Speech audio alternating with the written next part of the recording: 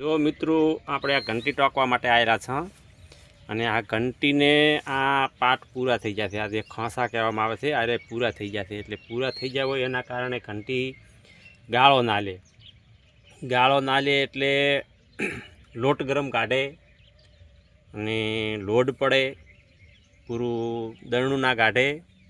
એના માટે આપણે આવેલા છે ઘંટી ટોકવા માટે. અને ઘંટીનો કમ્પ્લીટ કેવી રીતની ટોંકવાની છે, કઈ રીતે કરવાની છે એ તમે જુઓ. હમણે આનો પાર્ટ બનાવું અને કમ્પ્લીટ કરી અને પછી તમને બતાવું છું કે આવી રીતે ટોંકવાની છે. અને ટોંકીને કમ્પ્લીટ કરી અને પછી ચાલુ કરવાનું, એટલે લોટ પણ ગાળો વધારે લેશે અને લોટ પણ ગરમ ને કાઢે. અને તમે જો મશીન ઉપર ચલાવતા છો તો તમારો ડીઝલનો બચાવ થશે, અને લાઇટ ઉપર ચલાવતા હશો તો પણ તમારો યુનિટનો બચાવ થશે. એના માટે તમે અમારા વિડીયોમાં બન્યા રહો. અમે તમને વિડીયો કમ્પ્લીટ બનાવી અને પછી તમને બતાવો. જુઓ મિત્રો, આવી રીતે એની ખાળી બનાવવાની છે.